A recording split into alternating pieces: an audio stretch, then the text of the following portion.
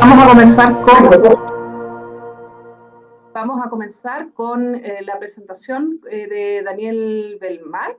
Daniel es magíster de gestión tecnológica en biotecnología y actualmente gestor de proyectos en el área de vinculación con el medio en el campus Pucón de la Universidad La Frontera. Muy bienvenido, Daniel.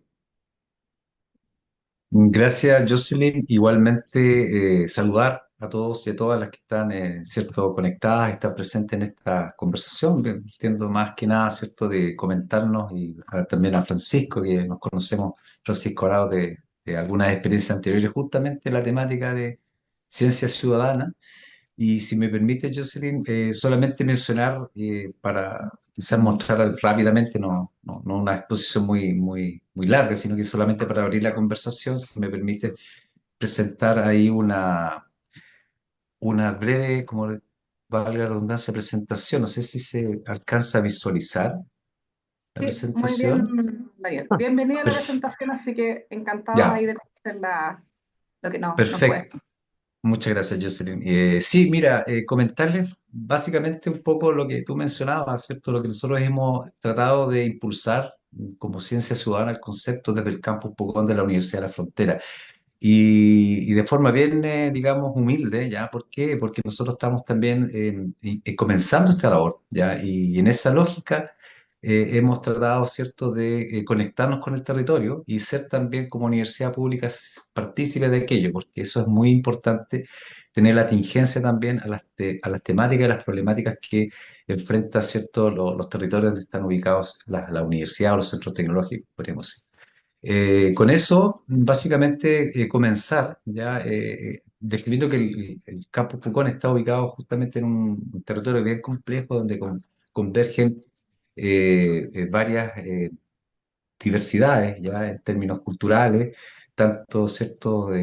Ahí hay que pensar que post pandemia y anterior igualmente, pero sobre todo ahora en el proceso de pandemia, hubo una explosión demográfica debido a que llegaron muchas personas que habitualmente iban, que tenían probablemente su segunda vivienda y o tercera en algunos casos, pero ya se instalaron y generaron, digamos, una convergencia y problemáticas también que generalmente estaban más latentes y después se fueron expresando de mayor manera. Entonces, eso es como para el contexto también, una zona muy turística, ¿cierto? Intercultural, estamos conectados ahí con varias temáticas que son, ¿cierto?, de alguna manera complejas. Entonces, en ese contexto, nosotros comenzamos un trabajo asociado a las temáticas de ciencia ciudadana que nosotros pensamos, ¿cierto?, trabajando específicamente con los colegios. Ya, eso fue como un inicio. Y en ese trabajo justamente surgió también la posibilidad de postular y de forma como institucional, ¿ya? Al proyecto, a la iniciativa de Ciencia Abierta que impulsaba la NIT, ¿ya? Y ahí nosotros adjudicamos este proyecto que nos dio impulso también para poder avanzar en esta temática y también institucionalizarlo. Eso es muy relevante porque también nos da un cierto contexto y, por decirlo de alguna manera, respaldo institucional para nosotros empezar a trabajar estas temáticas de manera más ordenada y también con mayor metodología, y eso fue súper importante. ¿Y por qué nosotros, como universidad, cierto, quisimos abordar las temáticas de ciencia abierta? Quizás por las mismas razones que la Universidad del Biobío también lo está haciendo y otras universidades también lo han hecho y lo pueden seguir haciendo. Es un movimiento, ¿cierto? Una filosofía, es un principio que nosotros, ¿cierto? Quisimos abordar. ¿Por qué? Porque pensamos que pudiésemos acelerar estos procesos de ritmo de investigación colaborativa, podemos, ¿cierto?, esto de estructurarlo institucionalmente de forma tal de que la universidad pública pueda, ¿cierto?, justamente abrir la investigación, hacerla partícipe, colaborativa, bidireccional, términos que normalmente utilizamos, pero que en realidad hay que hacerlos también presentes y hay que, digamos, establecerlo específicamente. Eh, te- Facilitar, como les mencionaba aquello, y sobre todo también porque lo que les mencionaba al inicio, que era esta temática de cómo nos vinculamos con el territorio y la ciencia ciudadana justamente es el punto donde creemos que nos converge ahí y podemos conversar con algunos de los actores más relevantes o incumbentes, como se menciona también, en las temáticas que nos atañen como universidad y también al territorio. Solamente mencionar rápidamente, sin detalle, las dimensiones que nosotros abordamos en el proyecto de ciencia abierta como general, ¿ya? La política era importante institucionalizar esto y también para facilitar la gestión, el acceso e infraestructura a todo lo que son los resultados de los procesos de investigación. Ahí están todos aquellos repositorios que nosotros más o menos ya hemos establecido incipientemente. Las temáticas de comunicación y redes, cómo nosotros también difundimos esto hacia el interior de la universidad y hacia el exterior, con mayor razón en la ciencia ciudadana.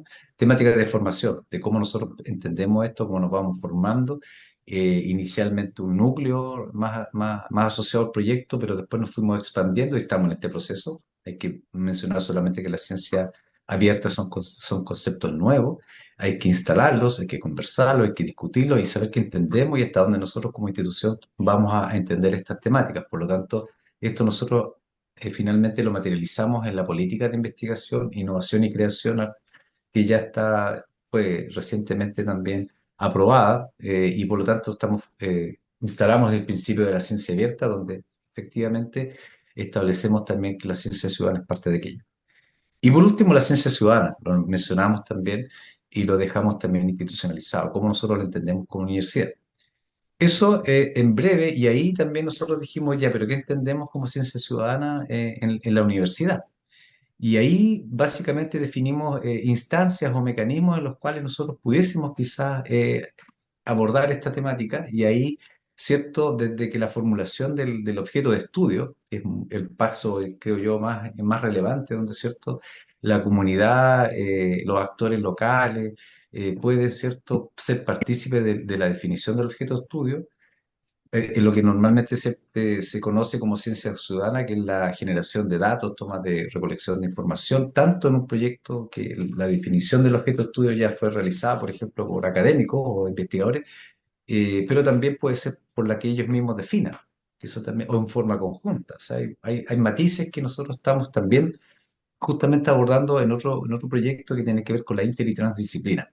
¿Ya? ¿En qué momento, justamente el momento cero de la definición del objeto de estudio, nosotros podemos converger? Entonces estamos también en ese proceso que es bien interesante y como les digo y les recalco, estamos haciendo experiencias, estamos experimentando, pilotando cosas y eso también ha generado lo clásico, el ensayo y error, y estamos tratando de avanzar en esto. Y también, justamente la última parte que tiene que ver con la extensión, ¿cierto? Con la generación de evolución a la comunidad respecto de los estudios. Nosotros hemos sido testigos también de que en cierto modo las comunidades nos dicen, oye, aquí vinieron, sacaron información y se fueron y nada más se sabe. Y eso también te lo cobran finalmente.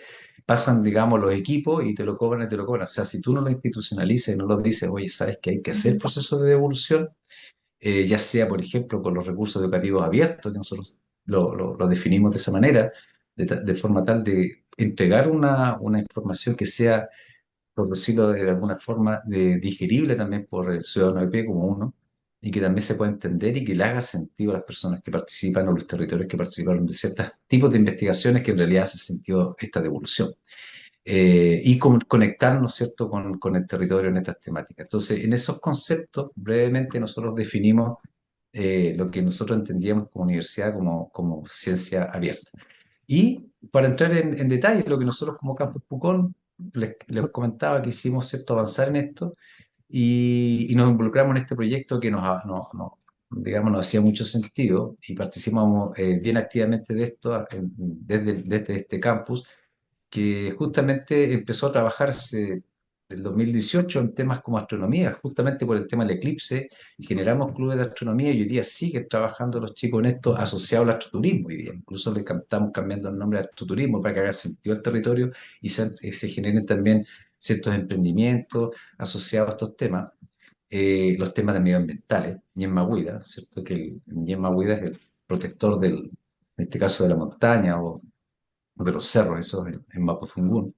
Y también la vulcanología y la gestión del riesgo, que también ahí todos estos conceptos que son las líneas de trabajo que nosotros definimos en el campo Pucón, que tienen sentido en el territorio, los estamos trabajando ya largamente y con bastante éxito con clubes con clubes que se generan en los establecimientos educacionales ¿Por qué? Porque nosotros pensamos efectivamente que ellos son la semilla que van a expandir a mediano o largo plazo, van a ser nuestros siguientes actores, ¿ya? Que, con los que nosotros vamos a trabajar. Y aquí, bueno, solamente algunos ejemplos de los trabajos que hacemos con estos talleres, enfocados también en los temas medioambientales. Hacemos colección de información, muestreos, trabajos participativos con los colegios, y ellos han ido generando también preguntas preguntas que tenemos que ir resolviendo también en forma conjunta. Los clubes de volcanología, hoy día tenemos efectivamente un centro vulcanológico donde hay una muestra interactiva muy interesante. Ya tenemos más de 26.000 visitas, tanto de establecimientos educacionales como visitantes, digamos, público en general, y generando encuentros ya con distintos establecimientos tanto a nivel nacional, incluso hemos tenido algunas participaciones internacionales, al menos remotas, de establecimientos ocasionales que viven en sectores aledaños a volcanes. ¿Ya? Entonces eso también ha sido muy relevante. Este año ya hicimos uno de los cuartos encuentros, y aquí quería detenerme solamente un poco en nuestra experiencia incipiente a través de este proyecto de ciencia abierta en general, más las capacidades que ya estábamos generando en el campus. Levantamos un laboratorio de ciencia ciudadana, ¿ya? Y que justamente trataba de congregar, ¿ya? Y que sea un poco abierto también a la comunidad, pero en principio para empezar a generar capacidad de dinámica, y también nosotros lo entendemos que tenemos que ir mejorando estos procesos. Lo abrimos en una primera instancia con los estudiantes, ¿ya? Con los colegios, y ha sido muy activo. Ellos participan, hay cierto equipamiento básico, microscopio, tenemos un bote Zodiac también que hoy día podemos ir a colectar muestras. Estamos trabajando básicamente con algunas organizaciones, no podemos llevar estudiantes ahí, pero sí, por ejemplo, algunas organizaciones que están utilizando este equipamiento para generar información, ¿ya? Entonces estamos también trabajando en esto, tenemos ya una pequeña infraestructura asociada, y esto ha ido dando frutos poco a poco. Por ejemplo, y aquí quiero terminar, una experiencia ya que es bien incipiente y que ya está generando información, tiene que ver con las temáticas de la vulcanología y la gestión del riesgo, ¿ya? Y aquí uno de los colegios justamente elaboró un proyecto en forma conjunta con un profesional del campus, un vulcanólogo experto, en la generación de la medición de las concentraciones del gas radón, ya que en ciertos niveles puede ser tóxico, y generalmente se da en sectores obviamente aledaños a estos macizos volcánicos. Y ahí estamos generando ya una experiencia en específico con estudiantes que están haciendo ciencia, podríamos decirlo, ciencia en sí, en Pucón, y como les decía, en un colegio, en un complejo educacional, el Carlos Folsafre, que justamente está haciendo esta medición en la falla del Quiñe-Ofque, que la lámina anterior les mostraba específicamente, y está en proceso, está en proceso. Estamos ya generando alguna información con aparatos que pudimos, que nos facilitaron para hacer esta experiencia. Y, por ejemplo, los que le comentaba, hicimos cierto este estudio con esta forma. Ya hay una metodología que nos están apoyando, pero son los chicos los que están tomando estos información y la transmiten también a la comunidad educativa. Y esto se presentó efectivamente en este cuarto encuentro de escuelas ubicadas en zonas de riesgo volcánico, en un tipo póster. O sea, imagínense lo que pudimos hacer. Obviamente nosotros fuimos, ¿cierto?, conduciendo estos procesos, pero los chicos van generando esta musculatura, como se dice de repente, o esta dinámica y esta forma de hacer las cosas, que también esperemos, ¿cierto?, que en el futuro sean ellos también que puedan estar ligados a la universidad, o bien ellos mismos generar sus propios objetos de estudio, porque ya van a tener una metodología. Entonces nosotros estamos mirando más que nada a mediano y largo plazo. Ahora, estamos abriendo también obviamente la puerta para que organizaciones, las comunidades también puedan participar y puedan utilizar esta plataforma que nosotros estamos generando efectivamente para fomentar la ciencia ciudadana. Eso era lo que tenía básicamente. Era para un poquito abrir la conversación, mostrar lo que hemos ido avanzando y lo que en realidad queda mucho por hacer. Así que eso yo sé. No sé si hay alguna consulta, comentario. Muchas gracias, Daniel. También me gustaría aprovechar de invitar también a quienes nos acompañan hoy día para que también realicen sus preguntas, ¿no es cierto? Pueden escribirlo a través del chat o simplemente abrir sus micrófonos y consultar. Eh, Respecto de esta experiencia, Daniel, bueno, ustedes me mostraban estas tres áreas en las que están trabajando y fuertemente vinculadas con el territorio. Y, por ejemplo, en este caso, en el último ejemplo que nos mostrabas, ¿cómo ustedes, hay una metodología definida, por ejemplo, cómo se selecciona el grupo con el cual ustedes van a trabajar, con el grupo de estudiantes? ¿Hay algún grado de selección? Luego, ¿hay un periodo de duración de estas actividades? ¿Y cómo se concreta este resultado, por ejemplo, que nos han mostrado? Sí, mira, ahí yo hablo por los colegas que trabajan más directamente, ¿ya? Efectivamente ellos trabajan asociados primeramente con los municipios, en este caso con las direcciones municipales de educación, con los DAEM, que se conocen, ¿cierto? Y con ellos, a través de ellos, ¿cierto? Establecen los vínculos con los distintos colegios, establecimientos educacionales y luego se baja efectivamente a hacer un aporte a los currículos, ¿ya? A los currículos que ellos ya tienen establecidos y currículos escolares. Y ahí van aportando efectivamente con estas temáticas que se trabajan en forma conjunta con los establecimientos educacionales y en definitiva son también los alumnos que tienen más interés, por eso se llaman clubes. ¿Por qué? Porque ellos se integran a estos clubes de distintos colegios, ¿ya? Y conforman grupos que tienen mayor interés en esta temática, ¿ya? Esa es como podríamos decir una selección casi natural, podríamos decirlo, porque ellos se interesan, van participando y ahí está el desafío, ¿cierto? Que estas dinámicas sean entretenidas, interesantes, salidas a terreno, a ellos les gusta mucho eso también. Y claro, salir del pizarrón y hacer experimentación y sobre todo en este caso generar quizás información científica, ¿ya? Porque estamos validando ya una información que había, pero no sabíamos en este punto específico, en sus propios hogares, cómo se comporta este compuesto, ¿ya? Y ojalá que no sea tan complejo y si lo es, ¿qué medidas luego nosotros vamos a ir implementando? ¿Cómo nos podemos ayudar para que también esta potencial problemática se pueda resolver?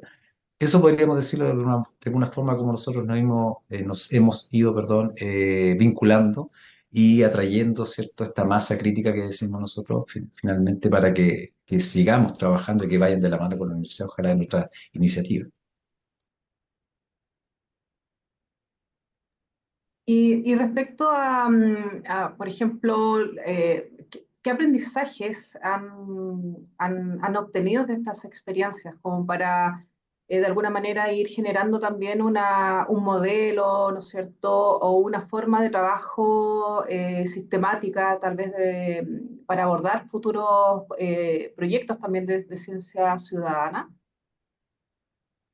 Sí, principalmente yo creo que el aprendizaje tiene que ver con la generación también de expectativas. O sea, cómo manejamos nosotros esas expectativas que se tienen, porque hay que ser súper claro en ese sentido, debido a que de pronto hay problemas que muchas veces la ciudadanía en general piensa que la universidad puede resolver. O sea, y es complejo. O sea, nosotros tenemos ciertas limitaciones, obviamente, por el contexto, por recursos, por en realidad las capacidades que se tienen. Y ahí nosotros hemos sido bien cuidadosos, tratamos de serlo, de ir generando estos procesos que tú muy bien mencionas, que sean de forma paulatina, gradual. No porque abrir demasiado, digamos, la oferta o decir nosotros somos ciencia ciudadana y vengan aquí, puede generar falsas expectativas. ¿Ya? Y eso lo hemos aprendido. Y lo otro, que también en otros contextos no educacionales, hay que tener claro que también los tiempos de la universidad son muy distintos a los tiempos que tienen algunas comunidades en específico o grupos, ¿cierto? Sociales o actores locales. ¿Por qué? Porque, claro, la universidad tiene otro ritmo que puede ser más lento o a veces más rápido del que ellos quieren o pueden seguir y participar, ¿ya? Entonces también eso hay que tener cuidado, por eso hablaba de las expectativas, porque hay que, ¿cierto?, ser súper claro, nosotros podemos llegar hasta aquí, nosotros tenemos estos recursos, podemos hacer esto, e ir también conduciendo y también abrirse a que estos son procesos que son co-constructivos. bidireccionales. Y eso hay que ser claro, tener dinámicas para que sean procesos de co-construcción. Justamente como les mencionaba, estamos trabajando estos temas de inter y transdisciplina. La transdisciplina efectivamente trata de que actores externos a la universidad o a los grupos de investigación puedan participar en la construcción del objeto de estudio.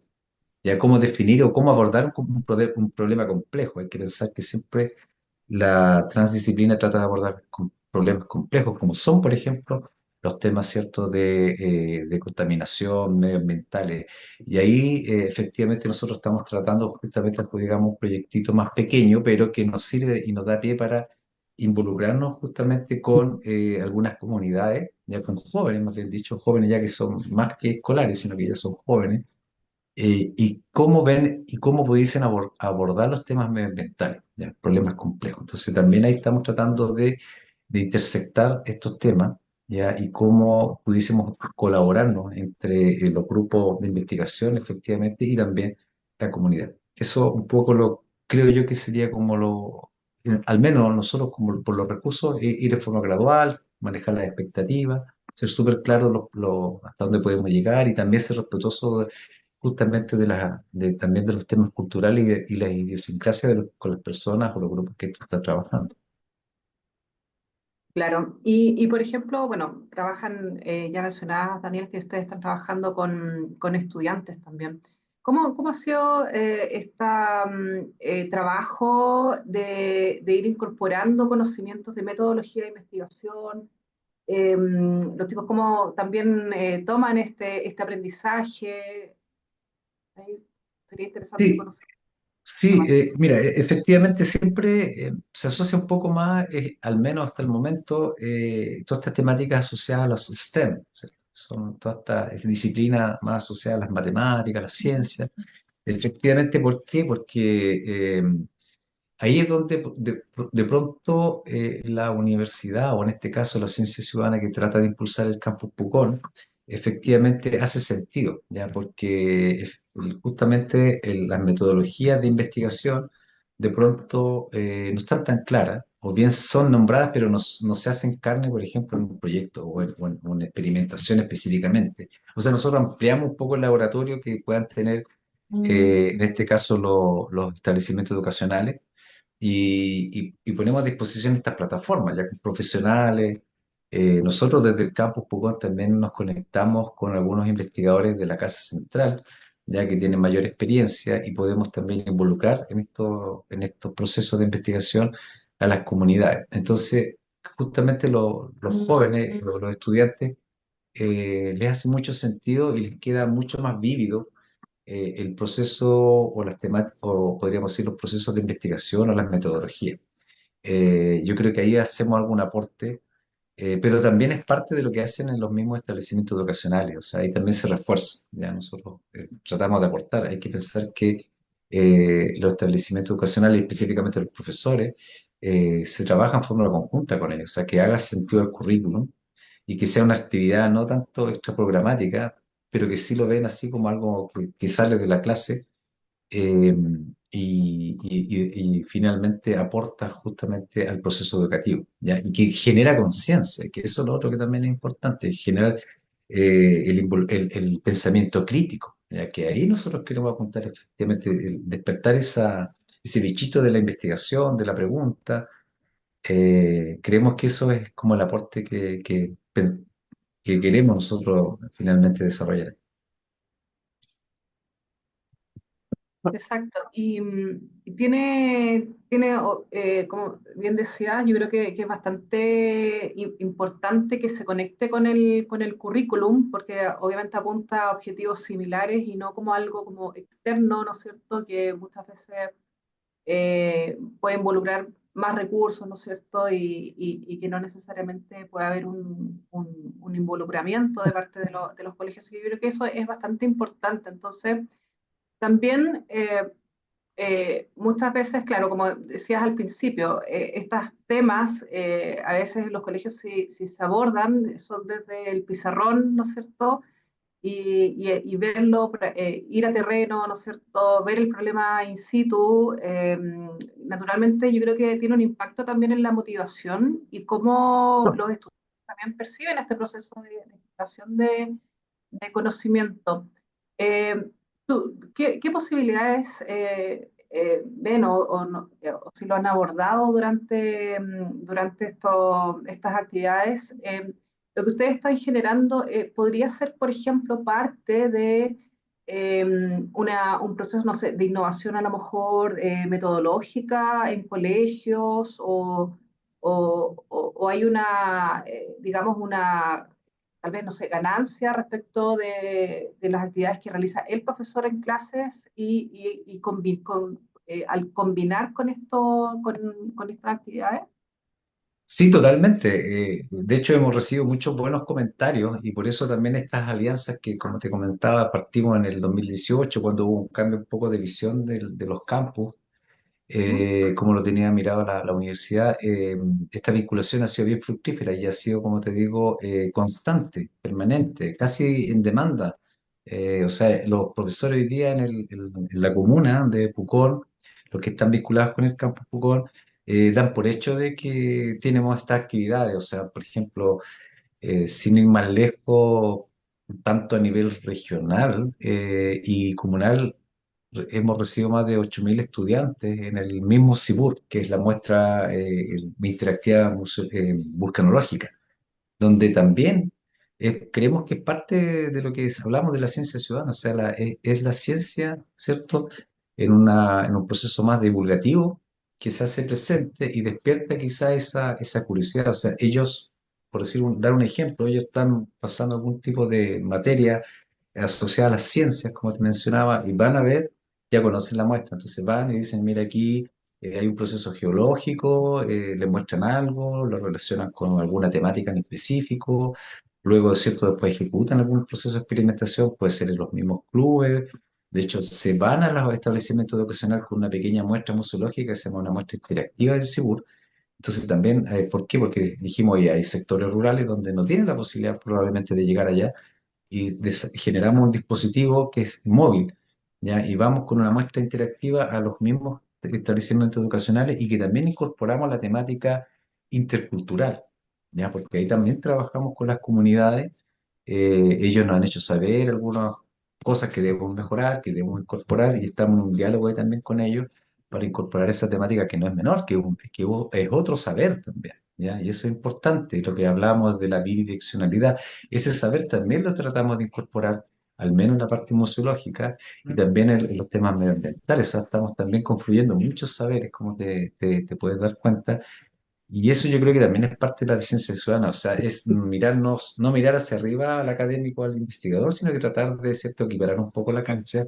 Y eso obviamente es complejo porque también son cambios culturales, son cambios organizacionales incluso. Yo creo que es más fácil las personas que ya tienen más experiencia en los procesos de investigación y están más acostumbrados a una forma de hacerlo, es un poquito más complejo cambiar ciertos estos esquemas, pero obviamente hay grupos de investigadores o investigadores que están más abiertos a poder incorporarlo. Entonces, de hecho, solamente para terminar, hemos tenido experiencias justamente, no tanto con los colegios, sino que también con organizaciones y con comunidades, intentos también donde hay un instrumento que financia la ciencia desde las comunidades, ¿ya?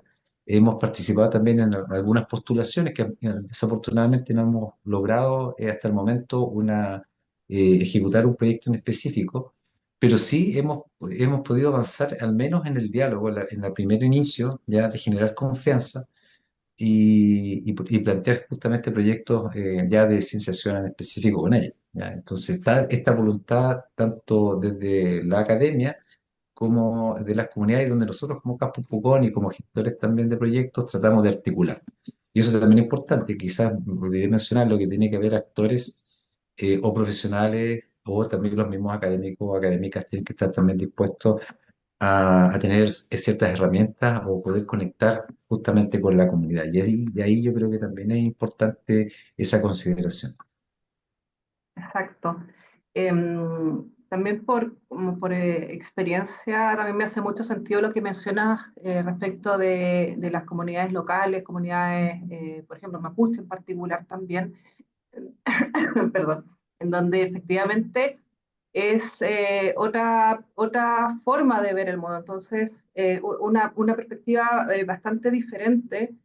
Y claro, es bastante tal vez complejo cuando se llega a las comunidades mapuches, tal vez con una mirada de decir, mira, este es el conocimiento y esta es la forma de trabajar, siendo que en realidad las comunidades, particularmente en este caso mapuche, que es la experiencia, digamos, que seguramente es la que tienen ustedes, eh, eh, tienen su propia perspectiva. Entonces, no se trata de tal vez imponer o no considerar esa forma de trabajo, una forma de cómo finalmente se ve el mundo, que es una perspectiva bastante diferente, pero muy necesaria si es que queremos trabajar con el impacto, el desarrollo local.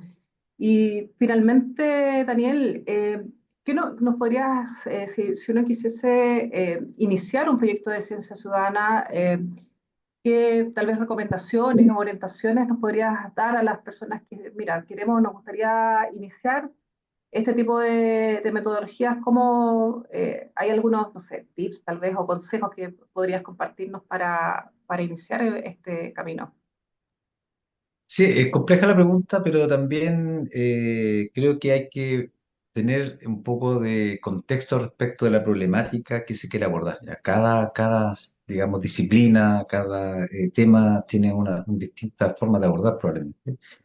Pero creo que una de las cosas más relevantes es también tener claridad de cuáles son los actores más relevantes que pudiesen participar de un proceso de investigación y la generación también de la confianza, ¿ya? Del diálogo, de cómo nosotros previamente confiamos en el uno del otro, porque justamente, como tú mencionas también, en muchas comunidades, no solamente, digamos, de pueblo originario, sino que también en otro tipo de comunidades también hay cierta desconfianza con la academia, ¿ya? Y eso es como bien complejo de pronto de trabajar si lo vemos desde ese punto de vista. Por eso quizás es más, al menos hemos tratado de hacer estos procesos justamente con los establecimientos educacionales, porque claro, ahí podemos entrar más fácilmente en los temas de la confianza, ¿cierto? O sea, queremos participar con ellos, con construir. Pero cuando hablamos de comunidad, yo creo que hay que tener consideración con esos temas. Luego, el tema que es bien complejo es justamente los recursos. ¿Ya? Cómo nosotros también disponibilizamos recursos desde la academia para poder aportar a esta temática, ¿ya? Y la definición del objeto de estudio, que también hay que generar ahí un marco de trabajo, ¿cierto? Para que el objeto de estudio también no se nos escape de las manos. Por lo que te decía yo al principio, esto de las confianzas y de las expectativas. Nosotros hasta qué punto podemos llegar, hasta dónde podemos aportar y finalmente más que nada contribuir a que la ciencia ciudadana, ojalá, ¿cierto?, sea este objeto de estudio, que es lo que uno espera, sea también definido por la propia comunidad. Ya, yo creo que ahí sería como lo más relevante en términos de bidireccionalidad.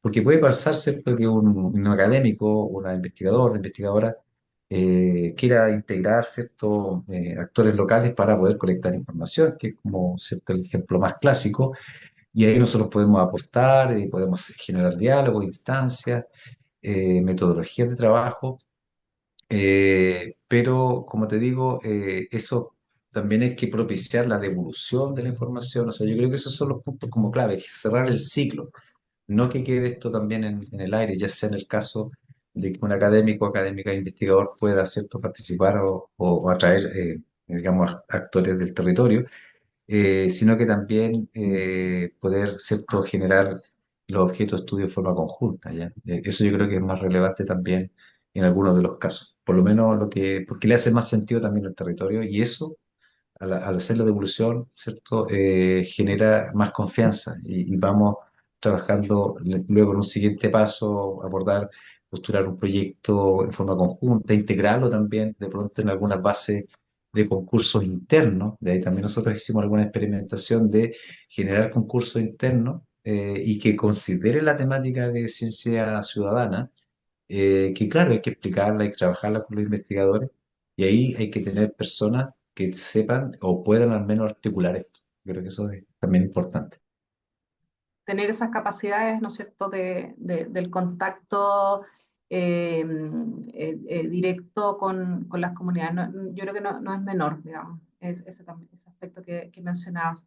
Efectivamente. Bueno, Daniel, muchas gracias por la presentación, por compartirnos tu experiencia, la experiencia que ustedes han realizado en el campus Pucón. Y, Encantado. y ahora queremos también presentar a Francisco Arauz, que nos va a también presentar la experiencia que ellos están desarrollando a través de la Universidad de Chile. Francisco es doctor en Medio Ambiente y Sociedad de la Universidad Estadual de Campinas de Brasil. Es académico e investigador del Departamento de Antropología. Muy bienvenido, Francisco. Gracias, Jocelyn. También un saludo a todas y a todos. A Daniel también un saludo. Qué bueno vernos nuevamente. Sí, pues efectivamente, yo también traje una presentación que me gustaría, antes de presentarla, hacer una pequeña introducción asociada que, bueno, además de ser parte del Departamento de Antropología de la Universidad de Chile, también soy parte de un núcleo milenio que está recientemente creado, digamos, funcionando, que es precisamente sobre estas temáticas. Entonces, les voy a hablar un poco del núcleo, que yo creo que sirve también para comprender un poco el escenario en el cual se está moviendo la ciencia ciudadana, el núcleo milenio sobre tecnociencia ciudadana para la transformación socioambiental, así se llama. Entonces, también les voy a hablar un poquito de eso. Ya voy a compartir mi pantalla, me imagino que la están Sí, por viendo. favor. Ya. Claro, iba a abrir con CITEC para que aprovechar de que lo conozcan. Nosotros hicimos el lanzamiento de este núcleo hace un par de semanas atrás. Es un núcleo del área de las ciencias sociales, donde participan colegas de la Universidad Católica, de la Diego Portales, de la Universidad de Los Lagos, de la Universidad del Desarrollo y de la Católica de Temuco. Y en el fondo lo que intenta comprender, que yo creo que es bien interesante asociarlo también a la presentación que hizo Daniel, porque nosotros observamos, ya sea como investigadores que están desarrollando diversas iniciativas de ciencia ciudadana, pero también como analistas y observadores de este proceso, es que hay un momento de efervescencia en Chile y en el mundo de producción de ciencia y de tecnología por parte de ciudadanos, por parte de comunidades, por parte de personas que no han sido entrenadas formalmente no tienen una formación formal en ciencia o en investigación científica. Hablamos de monitoreo ciudadano, de construcción de sensores, monitoreo, uso de aplicativos para el monitoreo de flora, de fauna, etcétera. También uno podría incorporar ahí el desarrollo que también es súper amplio y importante de la ciencia escolar. Pero en el fondo lo que observamos, a modo de síntesis, es un momento importante en la ciencia de modo general en el que estos proyectos, estas iniciativas se están multiplicando. Entonces, en ese marco, nosotros intentamos movilizar dos tipos de movimiento o dos formas de hacer o de integrar a las personas en los procesos científicos, que llamamos tecnociencia ciudadana, en el fondo es la unión de la ciencia ciudadana con las tecnologías. Principalmente estamos pensando en tecnologías de bajo costo, tecnología apropiada, que intentan resolver algún problema socioambiental. Entonces, de alguna forma proponemos este término que lo llamamos tecnociencia ciudadana, que es una forma de hacer ciencia que prioriza el uso y la producción de métodos y dispositivos tecnocientíficos sencillos y de bajo costo, buscando involucrar activamente a ciudadanos y comunidades. Y un poco en ese marco es donde parte de la experiencia de los propios investigadores del núcleo, pero también de una amplia red de la que con Daniel, por ejemplo, nos hemos encontrado en esta red, por ejemplo, la organización hace un par de años del primer Congreso Nacional de Ciencia Ciudadana en pandemia. Eh, entonces, un poco ese es el escenario de iniciativa, y en esa iniciativa es donde este núcleo intenta posicionarse y ser también un nodo que permita articular lo que está sucediendo. Pero al mismo tiempo, reconocemos, y esto es interesante para la discusión, reconocemos que hay dilemas de la tecnociencia ciudadana en Chile, pero también en el mundo, eh, que tiene que ver con, podríamos decir, el canon epistemológico de este tipo de producción científica. Y después tiene que ver con los procesos de institucionalización y escalamiento y sostenibilidad de la iniciativa. Entonces son algunas de las preguntas que creemos que son preguntas claves o dilemas. El primero tiene que ver con, bueno, ¿qué se mide cuando se mide? ¿Qué cosas se están midiendo? Pensemos, por ejemplo, en los parámetros de calidad del agua, que hay muchas iniciativas en Chile ciudadanas que están midiendo y están monitoreando calidad del agua a partir de parámetros, diversos parámetros físico-químico. Pero al mismo tiempo, cuando nos posicionamos en términos de la diversidad de conocimiento, hablaban hace un rato de comunidades de pueblos originarios que tienen otro tipo de conocimiento, o comunidades locales, donde, por ejemplo, la observación a partir del conocimiento local, del conocimiento ecológico tradicional, tiende a alterar o bien a complementar, pero hay otro canon, hay otra forma de generar ese conocimiento. Por lo tanto, el objeto de lo que se mide, los parámetros que se utilizan para generar cierta interpretación es uno de los dilemas que es importante considerarlo a la hora de desarrollar este tipo de proyectos. Luego, cómo se avanza más allá de proyectos y prototipos, sean proyectos de ciencia ciudadana que necesitan ser sostenibles a lo largo del tiempo, que necesitan escalar, o de prototipos tecnológicos, pues cómo se pasa del prototipo a algún tipo de solución que pueda ser una solución aplicable en diversos contextos. Y el tercero, bueno, es cómo a partir de toda esta efervescencia generamos un movimiento que realmente contribuye a una transformación socioambiental justa. Porque parte del diagnóstico que nosotros realizamos es que, o tenemos, es que existe esta efervescencia, existe mucha iniciativa, pero hay poca articulación. Hay bastante, o hay redes que están operando, pero enmarcada en algún elemento de la naturaleza, enmarcada en algún tipo de conflictividad en ocasiones socioambiental, y faltan espacios, faltan plataformas de encuentro y de articulación. Entonces, de alguna forma, ahí también nosotros queremos entrar.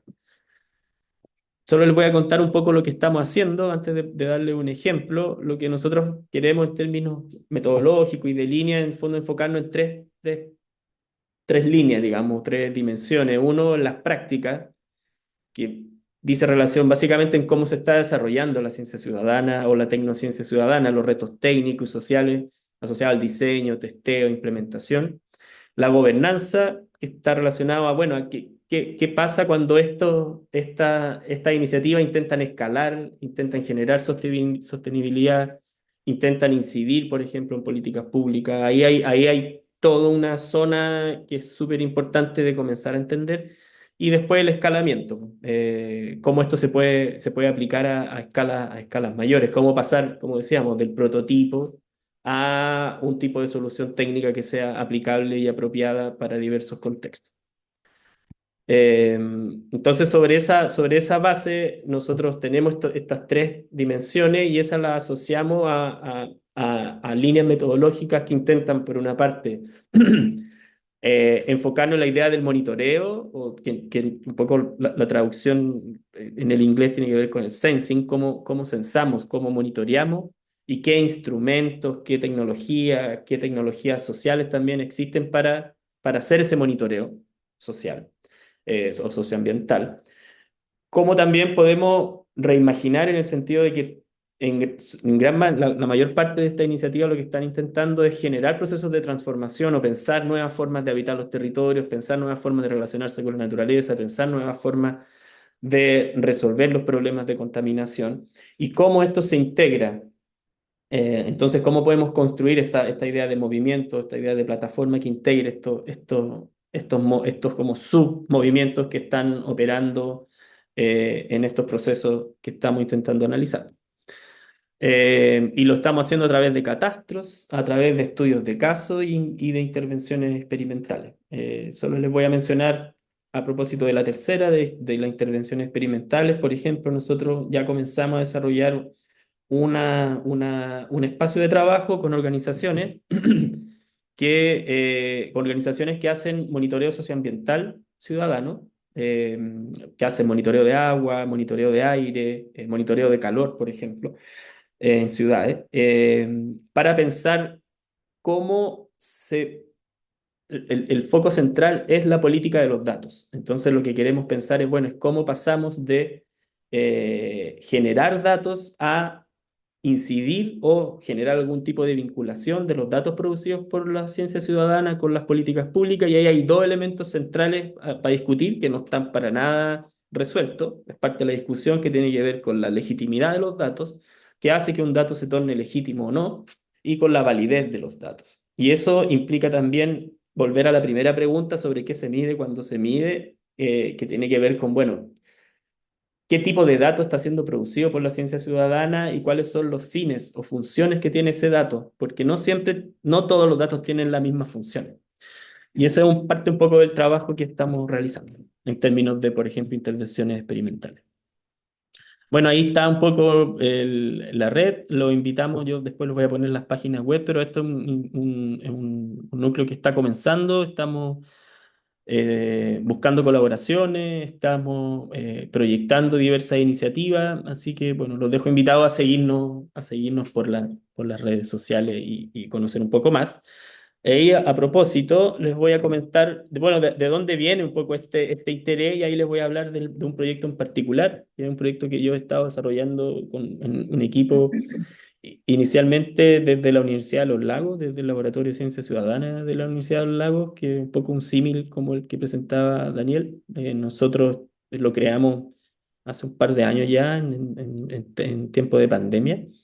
Y en ese laboratorio desarrollamos una metodología precisamente de monitoreo comunitario participativo que se llama Centinelas Comunitarios, que lo que buscábamos era desarrollar una estrategia de monitoreo participativo de diversas condiciones socioambientales y que eso nos permitiera generar información para promover el cuidado y protección de ciertos territorios donde comunidades locales, indígenas principalmente, que fueron las comunidades con las que trabajamos, los grupos con los que trabajamos, estaban en algún proceso de protección o de cuidado de sus territorios. Entonces queríamos de alguna forma suministrar datos, proveer datos que les permitiera sostener estos procesos de cuidado ambiental, ¿no?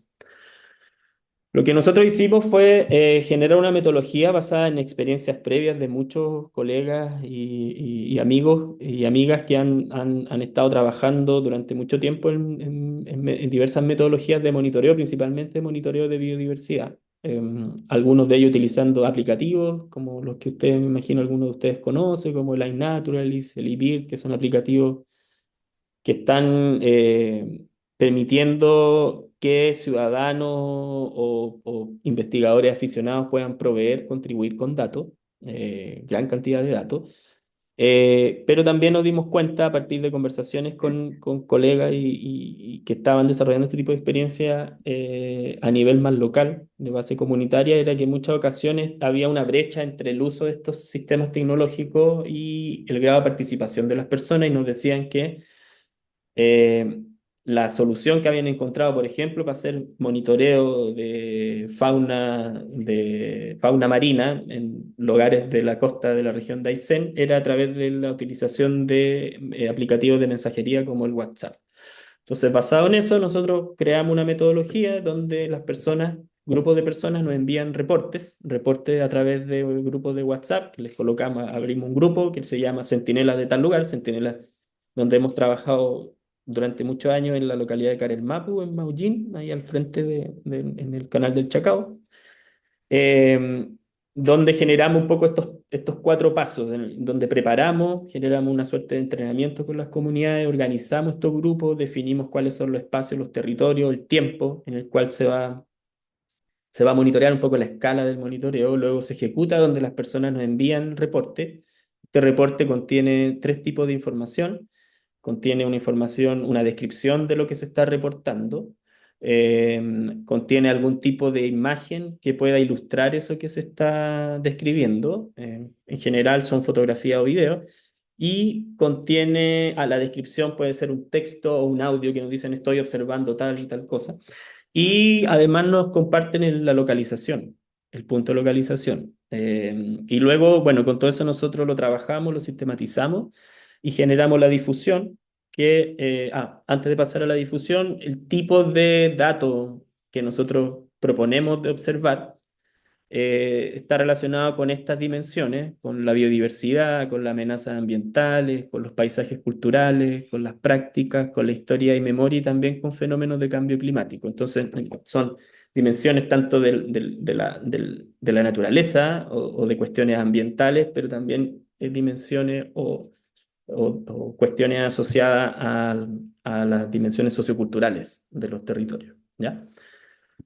Entonces ellos nos envían estos datos, nosotros los sistematizamos, generamos unas bitácoras como las que ustedes pueden ver acá en esta, y donde, por ejemplo, lo que nos envían es un relato que está aquí escrito, que está, por ejemplo, este es una laguna en la cordillera de la Costa, cerca de Osorno, en la comuna de San Pablo, donde nos están enviando fotografías, esto todo por el WhatsApp, nos envían fotografías como las que ustedes pueden ver aquí abajito, y que da cuenta de vestigios de un muelle, que al mismo tiempo ese muelle, ya no hay ningún muelle en ese lugar, y ese vestigio es de el antiguo proceso de ocupación y de navegación por esta laguna. Una laguna que en el contexto actual ha sufrido bastante intervención y además ha experimentado en términos demográficos los procesos clásicos de la zona rural, de despoblamiento, envejecimiento de la población. Entonces, eso es parte de lo que nosotros llamamos historia y memoria, y da cuenta de cómo era ocupada y vivido este territorio hace 30 o 40 años, y lo único que queda en el fondo es este pequeño vestigio, un palo, una madera de un antiguo muelle. Y ese es el relato que nos envían. Y este relato nosotros lo pasamos a esta bitácora, que después la devolvemos o intentamos imprimirla y devolvérsela a la comunidad. Hacemos una divulgación con este tipo de material. Pero también lo dejamos alojado en la página web de la iniciativa, que es centinelacomunitarios.cl, donde uno le puede hacer el seguimiento. En el fondo, por eso les pedimos el punto de localización. Y ese punto de localización te permite después observar, y aquí lo que ustedes pueden ver es este mismo relato, con este mismo reporte, pero ahora disponibilizado en el sistema de información geográfica. Esto permitiría hacer un seguimiento al monitoreo que están haciendo las diversas personas, ¿no? Y, a ver, ¿cuánto me queda? Bueno, solo ahí para finalizar, es parte de un trabajo, porque lo que estamos intentando también es poder analizar estos fenómenos. No, nosotros estuvimos los últimos, no sé, 5 años, más bien trabajando como desarrolladores, en el sentido de promover la iniciativa, de generar el proyecto, de implementarlo, y habíamos tenido poco tiempo para analizarlo. Y es un poco lo que estamos intentando hacer ahora con la iniciativa, por ejemplo, aplicando cuestionarios de entrada y de salida para comprender la participación, los cambios que se dan en las personas, las motivaciones. Y ese es un trabajo que acabamos de finalizar, asociado un poco al análisis de una experiencia que la realizamos durante el año 2023 y parte del 2024 en el Santuario de la Naturaleza del río Maullín, donde, por ejemplo, trabajamos con 50 personas, 50 centinelas que les llamamos, y generaron 86 reportes en estas dimensiones. Muchos de ellos están asociados al tipo de contexto territorial en el que se habita, y aquí había mucha preocupación por la contaminación en la parte alta, sobre todo la parte alta del río Maullín, que tiene bastante influencia de la zona industrial de Yanquihue, Yanquihue y Puerto Vara. Entonces hay mucha preocupación por la contaminación y por los efectos en el medio ambiente de estos industrias. Entonces, por eso gran parte de los registros estaban asociados a estas amenazas ambientales, ¿no? Algunos de los ejemplos de reportes que nos llegan, estas son algunas de las fotografías, algunas más asociadas a la observación de aves, por ejemplo, de la naturaleza, pero también otras asociadas a la contaminación, como las que pueden ver acá o las que ustedes pueden ver en estas fotos. Estas son fotos que son enviadas a través de estos grupos, donde hay una descripción. Esto es la zona, lo de contaminación. Y a partir de eso nosotros después generamos una cartografía que resume bueno, grafica un poco todas las condiciones socioambientales de este territorio, que aquí lo que nos parece importante es que eh, se puede de alguna forma generar una suerte de grupos que puedan, a través de la idea de los centinelas, generar, por ejemplo, alertas tempranas sobre diversos procesos, ya sea procesos de afectación ambiental u otro.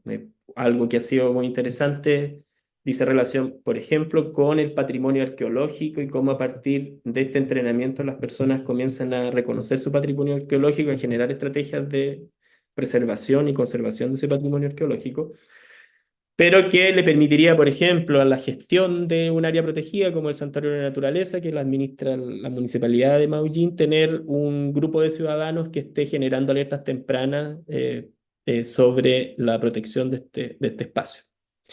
Ese tipo de figuras o de arreglos son interesantes de pensarlo a través de este tipo de experiencias.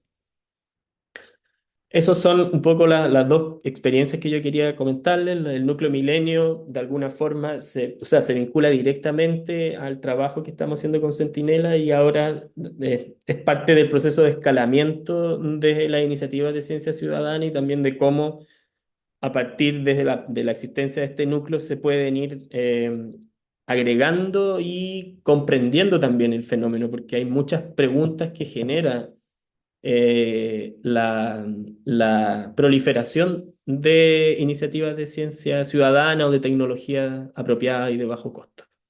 Entonces, eso los dejo invitados ya que puedan visitarnos y bueno, ahora voy a estar aquí disponible para las preguntas. Muchas gracias. Muchas Dale. gracias, Francisco, por esta interesante presentación de un proyecto que, claro, tiene su génesis, ¿no es cierto?, en centinelas comunitarios y que Mm, se ha ido, está incorporado también en el núcleo Milenio, que está trabajando actualmente. mm, mm, Y básicamente te quería hacer dos consultas. Una tiene que ver con el escalamiento, de cómo ustedes han evaluado o qué elementos uno podría considerar si es que uno tiene ya una experiencia de ciencia ciudadana y cómo esta está en condiciones como para poder ser escalada. ¿Qué mm. elementos consideran ustedes para hacer ese trabajo de escalamiento? ¿Cómo lo están haciendo en Mm. particular? Bueno, es complejo, yo diría que no hay un camino muy claro, digamos, porque, por ejemplo, los sistemas de financiamiento ANID que existen, yo diría que no están todavía pensando en cómo escalar este tipo de iniciativas, más bien están pensando en cómo estas iniciativas pueden contribuir a procesos ya establecidos. Entonces, estoy pensando, no sé, en financiamientos como ciencia pública, donde los veo más bien como iniciativas específicas que aportan a la difusión o divulgación o el desarrollo de un proyecto paralelo a algo que tú ya estás desarrollando en ciencia básica. Entonces, frente a ese, yo diría que ese es como un escenario general. Entonces, frente a eso, yo diría que hay cuestiones que son clave, pero que no son fáciles de resolver. Yo creo que el Daniel algo dijo asociado, por ejemplo, a la idea de los tiempos.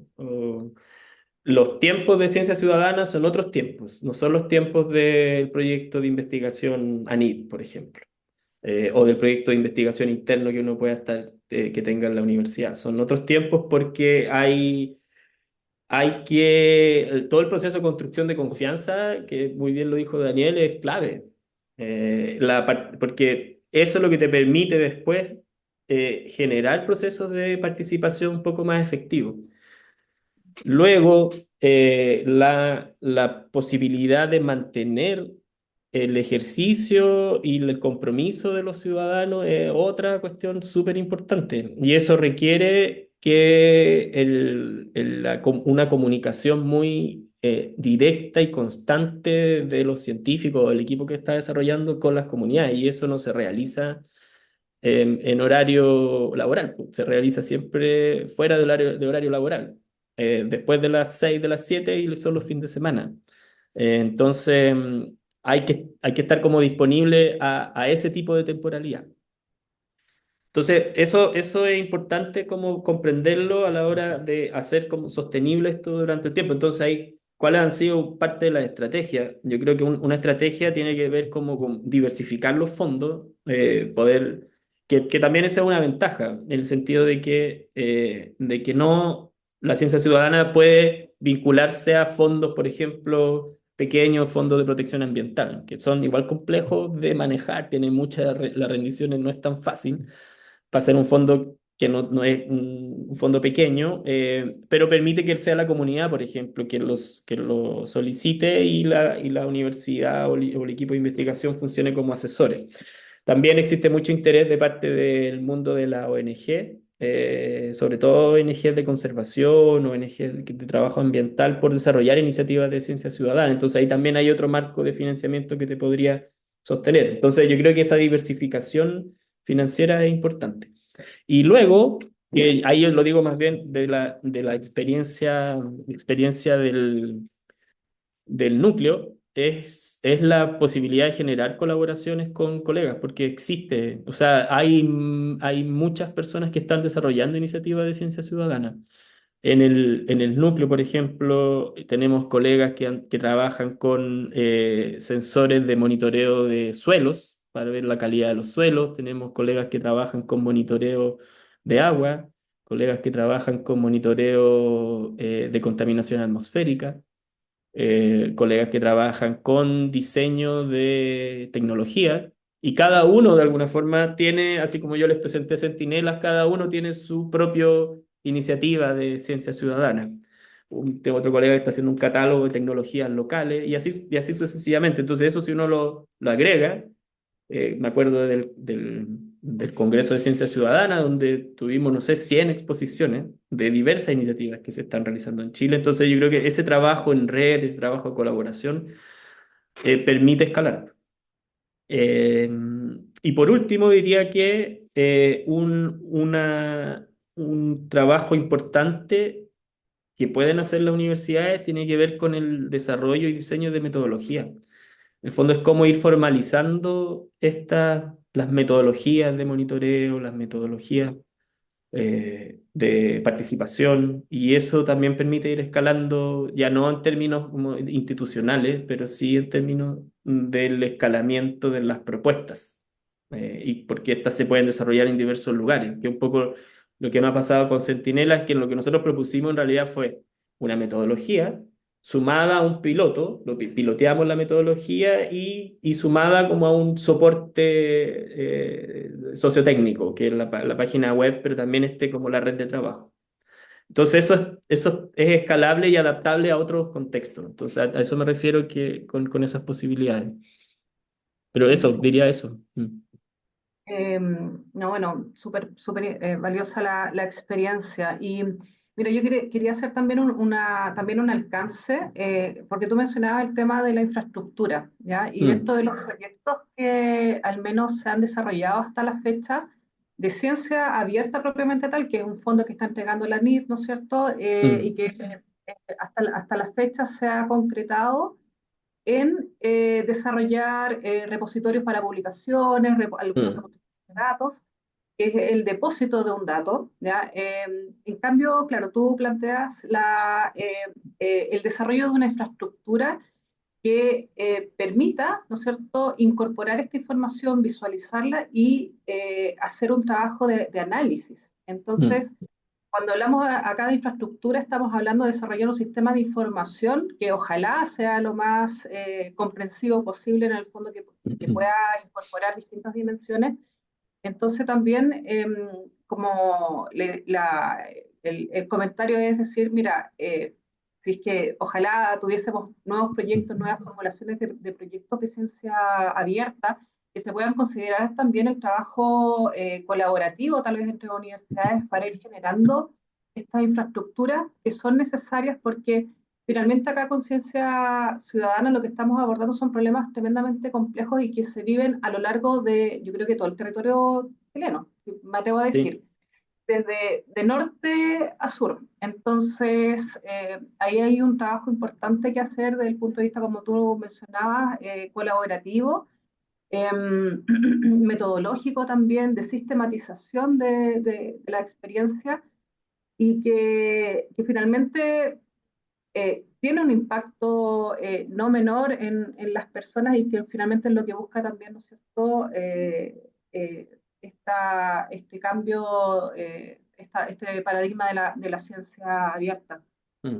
Y ahí me quería detener un poco en el tema de la, tecnológico. Me parece que en el núcleo Milenio ustedes también están abordando el desarrollo de algunas tecnologías, Mm. pero que ese desarrollo sea local. Entonces, ahí es bien Mm. interesante de cómo se conecta este monitoreo medioambiental con la necesidad de contar con tecnologías que permitan contar con sensores u otro tipo de tecnologías, tal vez. Ahí, Sí. ¿cómo quieren articular esa parte O sea, cada tenemos proyecto? como, sí, tenemos varias ideas, porque de alguna forma lo que observamos es que así como la ciencia ciudadana había un movimiento, hay todo un movimiento en la universidad y fuera de la universidad, en la universidad de todos estos laboratorios, los Fab Lab, que son espacios de creación de tecnología tecnologías que intentan responder a alguna demanda ciudadana y que tienen ciertas características que sean replicables, que sean de código abierto, que sean de bajo costo, etcétera. Pero también fuera de la universidad hay grupos de ciudadanos que están un poco en la misma interfaz. Que un poco se denomina como el movimiento de los makers. Y este movimiento de los makers que desarrollan desde, no sé, aplicativos de información, de uso de datos, pero también tecnología, soporte. Entonces, ahí lo que queremos primero es un poco aplicar el mismo marco teórico metodológico, en el fondo, para comprender por qué no escalan, por qué se quedan en el prototipo, o si escalan y transitaron el prototipo, bueno, ¿qué aprendizaje hay de eso? Pero al mismo tiempo ver la posibilidad de conectar ambos mundos, porque así como tú lo decías, hay muchos, por ejemplo, muchas de las iniciativas en el ámbito del monitoreo están asociadas con la producción o la utilización de sensores que miden pH, de sensores que miden conductividad, estoy pensando en agua. Eh, y esos sensores o se traen, se compran, se importan o son parte como de iniciativas globales que disponen de este tipo de, no sé, son como pequeños laboratorios de química donde uno puede hacer tomar estas muestras y procesarlas en el campo, digamos.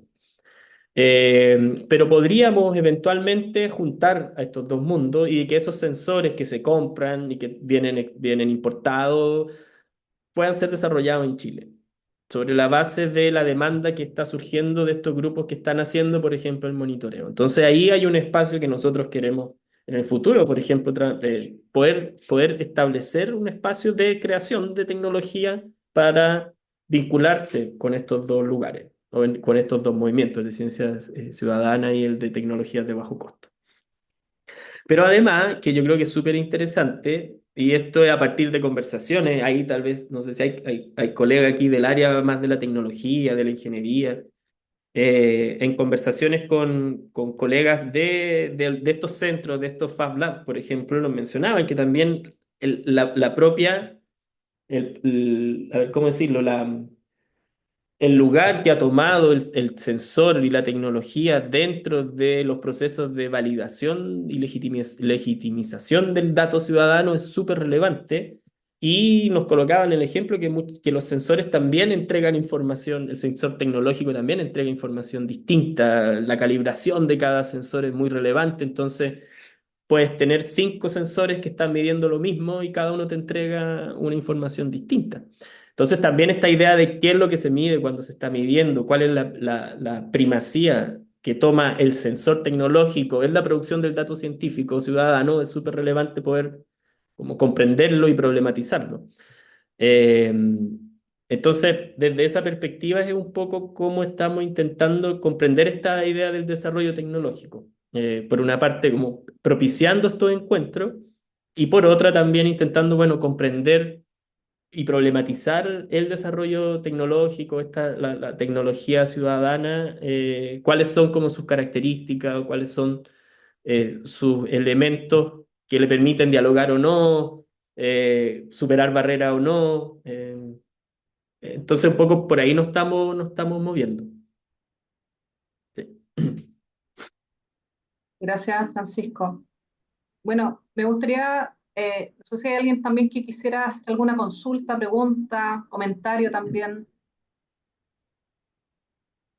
Este es el momento de hacerlo. Hable ahora o calle para siempre.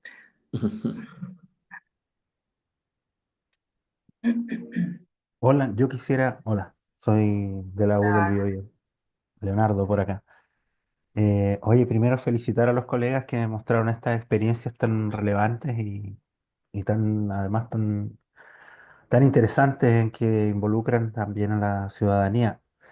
Bueno, yo tengo algunas consultas porque, por ejemplo, nosotros tenemos un núcleo pequeño de investigación en la Austral, ya, de donde yo vengo. Ahora estoy en la Universidad del Biobío, pero trabajé durante 4 años en la Universidad Austral y nosotros logramos crear un núcleo em, con un fondo pequeño que dura hasta noviembre del próximo año, donde estamos preocupados de generar una plataforma sobre el río Cruces y el río San Pedro, sobre todo basado en conflictos socioambientales, ¿ya?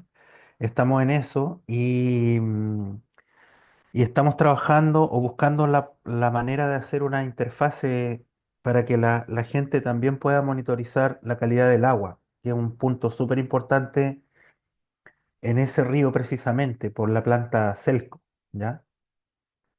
Entonces, en ese sentido, la norma secundaria, no sé si la ubican, pero la norma secundaria de calidad de agua es el único instrumento legal que permite a las industrias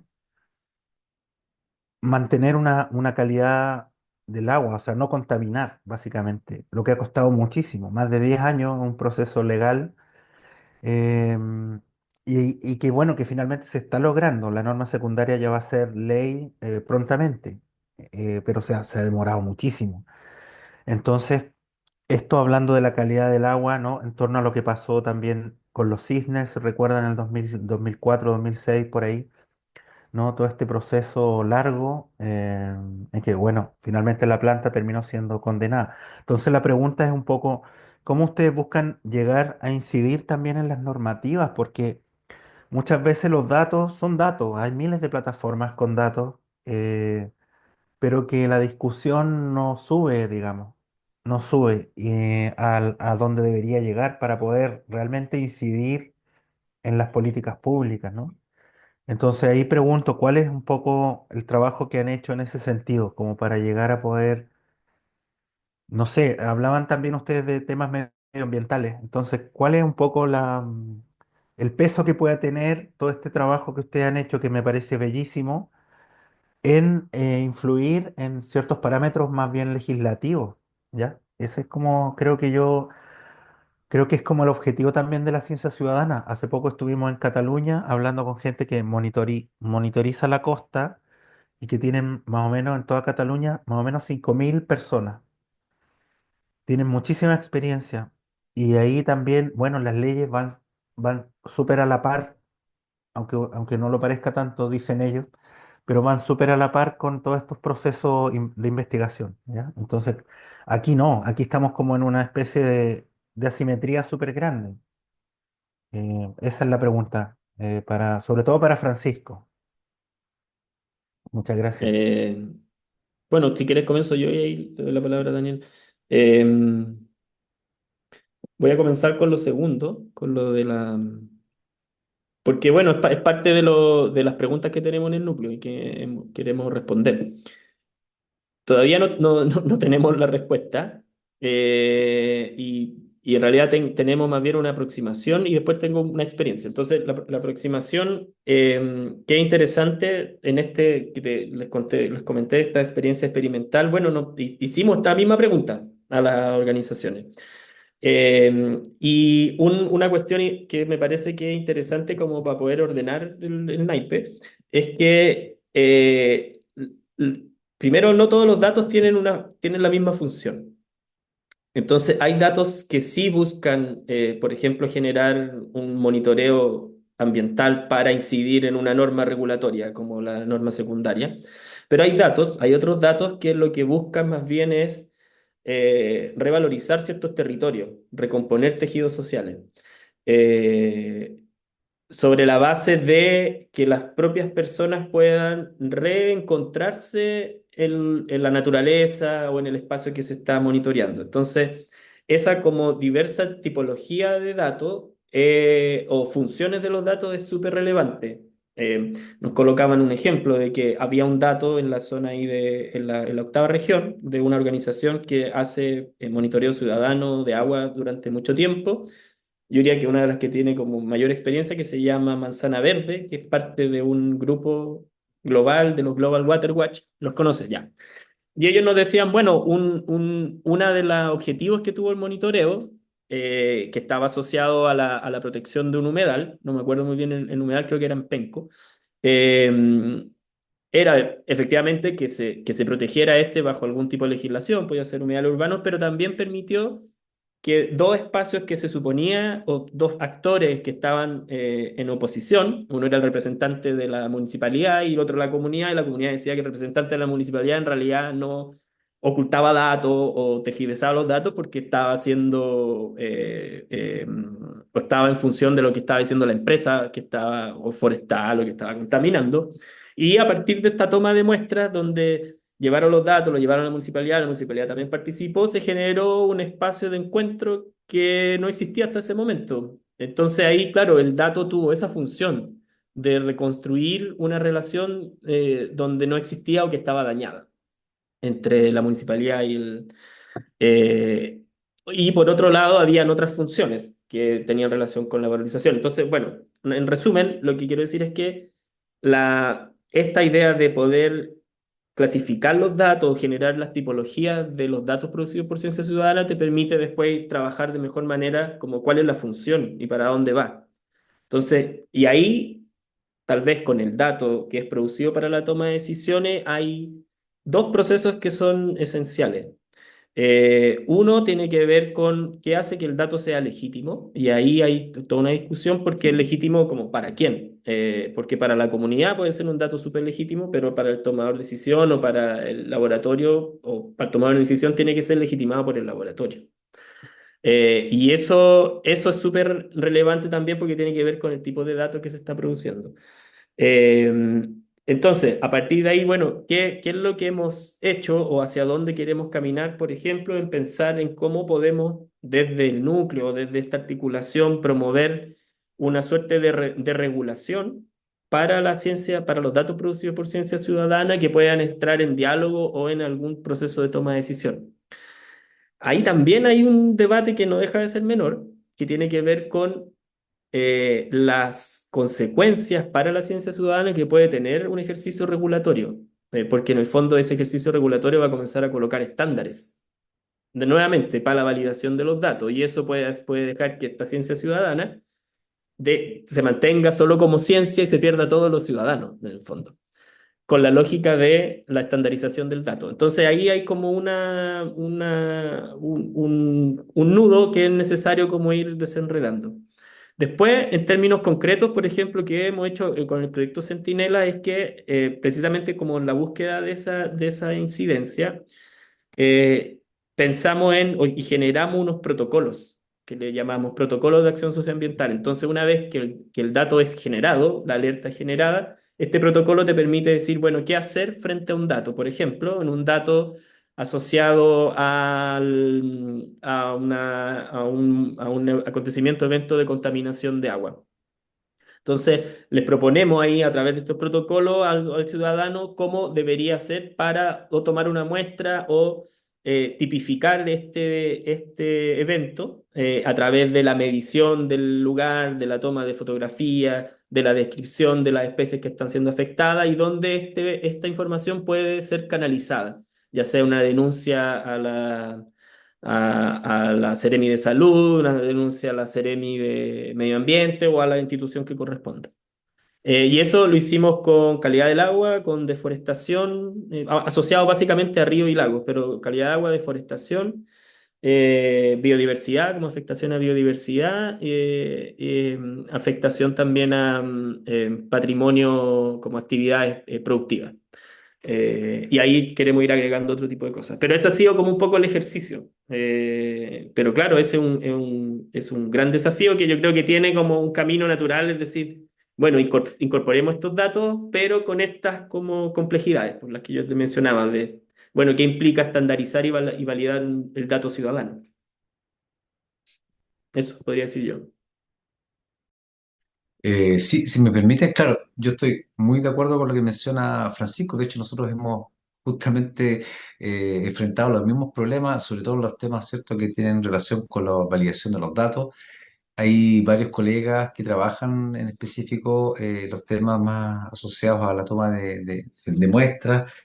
Se han capacitado también justamente en metodologías que sean validadas también, como me parece que la Global Water View o Search, algo así, una metodología específica que está validada también a nivel internacional, justamente para que estos datos tengan alguna, valga la redundancia, validez. Entonces, pero aún así, ¿cierto? Siempre los organismos eh, tienen otras metodologías, estándares, ¿cierto? Con un instrumental súper preciso. Entonces, ahí también viene este contrapunto en realidad, cuál es el dato. Pero sí, yo creo que estos datos que tienen instrumentos probablemente un poco más básicos, por decirlo de alguna manera generan alerta, generan una información, o podríamos decir, tienen de alguna manera relevancia, porque si bien es cierto, están arrojando algo, están diciendo algo, y ahí es donde genera una primera alerta comunitaria, por decirlo de alguna manera. Y si me permite solamente añadir algo a lo que mencionaba Francisco, creo que también nosotros hemos tenido la experiencia de ir generando el alerta también como organismos, podríamos decir, estatales, de universidades, ¿cierto? Que nosotros tenemos ese rol y generamos también algunas instancias que tienen que ver, ¿cierto?, con los seminarios, con los conversatorios, tenemos los webinars. Estas instancias son justamente sirven para convocar, ¿ya? Y ahí tratamos también de convocar estos actores, digamos, que son los actores que están instalados en las instituciones, en la institucionalidad, para que también participen de estos procesos y también sean conscientes. Entonces, yo creo que es un proceso bien largo, ¿eh? Es complejo, Leonardo, me imagino que tú lo tienes claro. No existe al menos una receta, no hemos llegado a esa instancia de poder incidir directamente. Nosotros, por ejemplo, hoy día estamos trabajando en el plan de contaminación del lago Villarrica y se han generado dentro de la universidad, del mismo campus, instancias de conversación directamente con la Ceremi, con organizaciones locales, con ONG, y se generan discusiones, me entenderán, no muy, no, de pronto un poco acaloradas, pero de alguna manera esa instancia también creo yo que rompe o pone mueve la barrera, mueve un poquito el límite y genera concientización. Entonces, creo que eso también son cosas que hay que ir mirando, ¿ya? Nosotros igualmente adjudicamos un proyecto más que nada podríamos decir, de coaching, ya que una agencia española que también trabaja justamente los temas de innovación social, ¿ya? Y un poquito de la mano con lo que mencionaba Francisco, también una metodología, pero que también está adaptada un poco a lo que nosotros hacemos. Y generar dispositivos de alerta más precisos, yo creo que también es parte o sea, porque te hace poder conversar de mejor forma. Pero creo que el rol de las universidades en este caso es fundamental para poder articular esto, o sea, que esto también incida, que nosotros podamos validar de alguna manera esta información, estos datos, para que también las autoridades o bien los actores que son relevantes en esto puedan también considerar esta información y poder justamente modificar, en este caso, la legislación. Sí, puede ser ya con Ujú, creo yo que el objetivo final.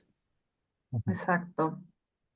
Bueno, muchas gracias por Gracias. la respuesta, Francisco, Daniel, a esta pregunta tremendamente relevante. Y quisiéramos también en honor al tiempo dar por finalizada la sesión de hoy. Obviamente agradecer a nuestros expositores, han hecho una excelente presentación, cada uno por su tiempo también, por presentarnos estos conocimientos y toda la valiosa experiencia que han tenido. Así que agradecerles, ¿no es cierto?, también a todo el equipo que hay detrás también de la organización, a Raúl, a los diseñadores, ¿no es cierto?, que nos entregan todo el material. Recuerden que esta grabación va a estar disponible también en nuestro sitio web de Ciencia Abierta de la Universidad del Biobío. Y finalmente, la idea es poder también recordarles que la próxima semana tenemos nuestro sexto webinar enfocado en colecciones biológicas, en nuestro último webinar de este año, así que les damos la cordial invitación para participar en la próxima sesión también y finalmente darles también las gracias a ustedes por participar y querer saber más de estas interesantes experiencias. Muchas gracias.